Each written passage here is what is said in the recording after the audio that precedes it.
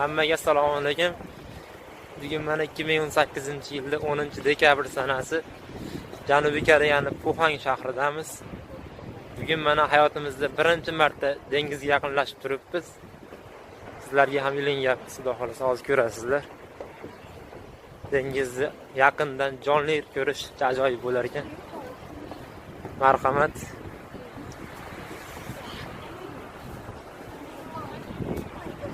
Shu ko'rinib turgan joylargacha mana chegarasi yo'q dengiz. Hozir yana ham yaqinroq borish iloji bor ekan. Havo juda ham sovuq bo'lsa ham, lekin birinchi marta kelishimiz uchun juda qiziq tuyulyapti.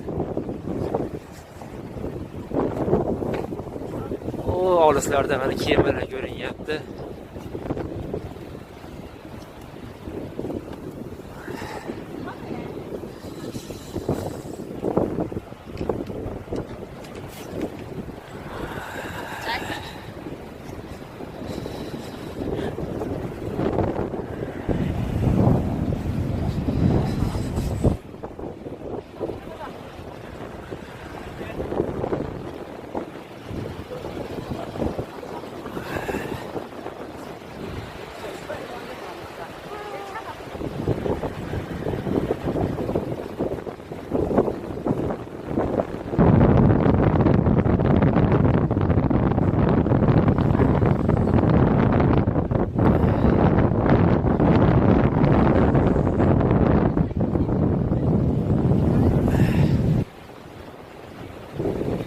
Mana dengizning eng yaqin joyiga yetib keldik.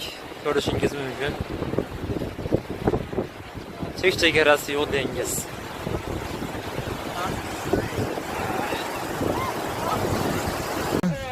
Sayohat davom etadi. Bugun hali ham mana Ulsan shahridamiz.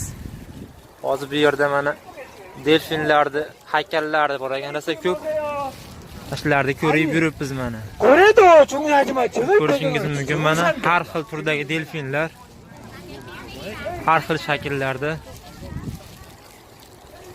O'ni 8 oyoq yeyotgan delfin haykali ko'rishingiz mumkin. Bu yoqdan boshqa bir haykal. Har xil turdagi ko'rishingiz mumkin o'zingiz. Davom etamiz mana. Hamma rasmga olish bilan band mana. Ko'rishingiz mumkin. Endi yana bu yerda o'ziga xos tomonni hozir